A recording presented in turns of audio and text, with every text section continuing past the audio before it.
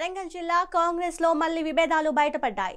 రాజీవ్ గాంధీ జయంతిని పురస్కరించుకొని ఎంజీఎం కూడలిలోని రాజీవ్ గాంధీ విగ్రహానికి పూలమాలలు వేసి నివాళులర్పించారు మంత్రి కొండా సురేఖ. అయితే ఈ కార్యక్రమంలో మంత్రి కొండా సురేఖ, ఎమ్మెల్యే నాగరాజు, ఎమ్మెల్సీ సారయ్య వేరువేరుగా పాల్గొన్నారు. మంత్రి కొండా సురేఖ రాకతో సారయ్య వర్గం హడావిడిగా వెళ్లిపోయింది. జయంతి వేడుకల్లో పాల్గొన్న ఇరు వర్గాల నాయకులు పోటాపోటీ నినాదాలు చేశారు.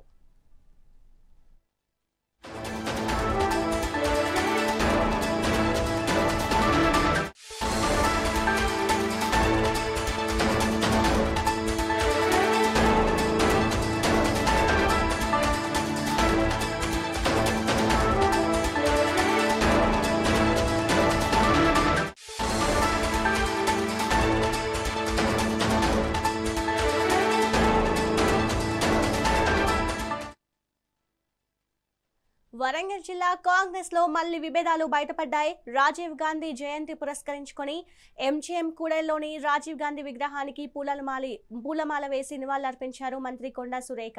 అయితే దీనికి సంబంధించి మరింత సమాచారం మా కరెస్పాండెంట్ రాము అందిస్తారు. రాము, చెప్పండి. ఇందు వరంగల్ కాంగ్రెస్ లో మరొకసారి వర్గ విభేదాలు నెలకొన్నాయి. రాజీవ్ గాంధీ జయంతి సందర్భంగా ఈ రోజు నివాళులు అర్పించడానికి కాంగ్రెస్ సంబంధించిన నేతలంతా కూడా విడివిడిగా వెళ్లి పూలమాల వేసిన పరిస్థితి.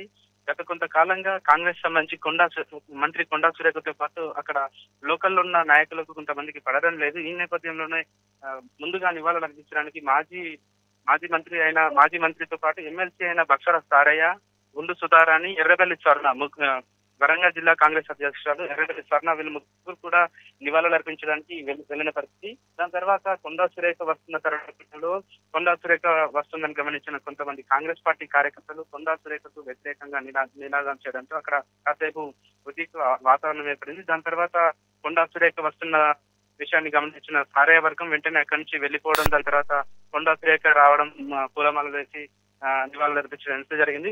ఒకవైపు కాంగ్రెస్ పార్టీలో కలిసికట్టుగా వ్యవహరించాల్సిన ఈ నేతలంతా విడివిడిగా ప్రచారాలు చేయడం, విడివిడిగా ఇలాంటి కార్యక్రమాలు చేపట్టడం వల్ల ఇంత కాంగ్రెస్ క్యాడర్ మాత్రం నిరాశలో ఉందని చెప్పుకోవచ్చు.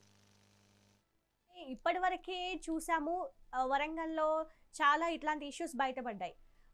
కొండా సురేఖకి క్రమశిక్షణ కమిటీకి వెళ్ళి వాళ్ళు ఇచ్చేసిన పరిస్థితిని కూడా మనం చూసాం కదా. అయితే ఎందుకు మళ్ళీ అక్కడ విభేదాలు నెలకొంటున్నాయని చెప్పొచ్చు?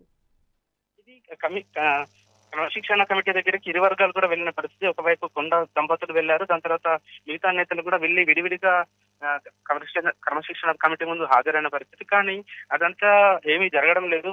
వాళ్ళు చెప్పినా కూడా వీళ్ళంతా మాదే అన్నట్టు వ్యవహరించడం, ఇంకా కాంగ్రెస్ సీనియర్ పార్టీ కార్యకర్తలతో పాటు కాంగ్రెస్ నేతలను కూడా అయోమయానికి గురి చేస్తున్న పరిస్థితి. ఇంత మీరు కలిసికట్టుగా పనిచేయాలి, రాబోయే స్థానిక సంస్థల ఎన్నికల్లో మనం ముందుకెళ్ళాలి, ఖచ్చితంగా మనం గతంలో జనరల్ ఎలక్షన్స్ లో ఏదైతే జరిగిందో సేమ్ అదే మనం రిపీట్ చేయాలని చెప్పి వీళ్ళు అనుకుంటున్నా కూడా మా దారి మాదే అంటూ వీళ్ళు వ్యవహరించడం, కొండా సురేఖ మంత్రి హోదాలో ఉన్నప్పుడు కనీసం మంత్రికి ప్రోటోకాల్ ఇవ్వాల్సిన పరిస్థితి కూడా ఉంటుంది. కానీ వీళ్ళంతా మాదే అన్నట్టు వ్యవహరించడం, ఎవరు తగ్గకుండా వ్యవహరించడం మూలంగా మాత్రం ఇది ఇంకా కాంగ్రెస్ పార్టీ క్యాడర్ ను మాత్రం నిరాశలో ఉంచుతున్న పరిస్థితి నెలకొంది. Thank you Ramu.